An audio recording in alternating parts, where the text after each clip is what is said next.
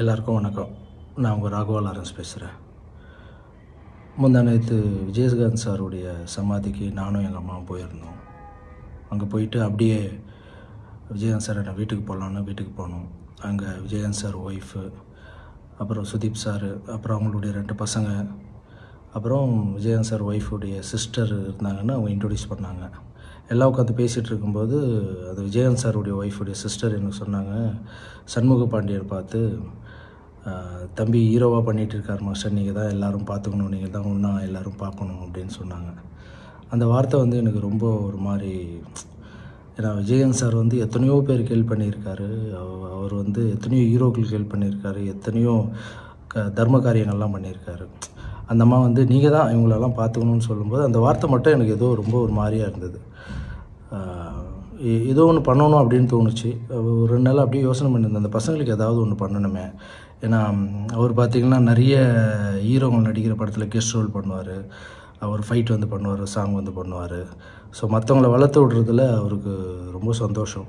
அதே மாதிரி நானும் அவர் கூட இந்த கண்ணுப்பட போகுதையா படத்தில் மூக்குத்தி முத்தழகு மூணாம் பிறை பொட்டழகு சாங்க்கு நான் கோரியோகிராஃப் பண்ணியிருக்கேன்.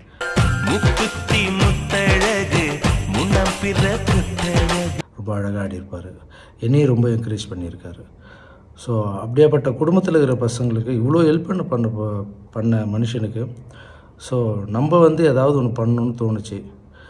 அந்த அம்மா சொன்னது நீங்கள் பார்த்துங்க இந்த பையனான்னு சொன்னோடனே எனக்கு ஒன்று தோணுச்சு, உங்கள்கிட்ட ஷேர் பண்ணலான்னு நினைக்கிறேன். அந்த பையன் படம் ரிலீஸ் ஆகும்போது நம்ம இவ்வளோ அன்பு வச்சுருக்கல விஜயகாந்த் அண்ணன் மேலே, அந்த அன்பை அந்த பையன் படம் ரிலீஸ் ஆகும்போது அவனுக்கு ஒரு நல்ல படத்துக்கு ஓப்பனிங் கொடுக்கணும். அதுக்கு எவ்வளோ பப்ளிசிட்டி முடியுதோ, அதுக்கு பப்ளிசிட்டிக்காக என்னெல்லாம் தேவைப்படுதோ அதை நான் முழுக்க இறங்கி பண்ணலான் இருக்கேன். அது மட்டும் இல்லை, அந்த படக்குழுவினர் ஒத்துக்கிட்டாங்கன்னா அந்த பையன் பண்ணுற படத்தில் நான் கெஸ்ட் ரோலாக ஒரு ஃபைட்டோ ஒரு சாங்கோ இல்லை சீனோ இல்லை என்ன பண்ணணுன்னு நினைக்கிறனோ அவங்க ஆசைப்பட்றாங்களோ அதை நான் பண்ணலான்னு நினைக்கிறேன்.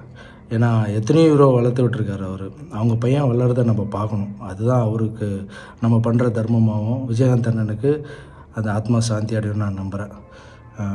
அது மட்டும் இல்லை, யாராவது 2 ஹீரோ சப்ஜெக்ட் மாதிரி எதனா இருந்தால் சொல்லுங்கள். சண்முக பாண்டியன் தம்பியும் நானும் சேர்ந்து பண்ணுற மாதிரி ஏதாவது சப்ஜெக்ட் இருந்தால் சொல்லுங்கள். நான் சேர்ந்து பண்ணுறதுக்கு ரெடியாக இருக்கேன்.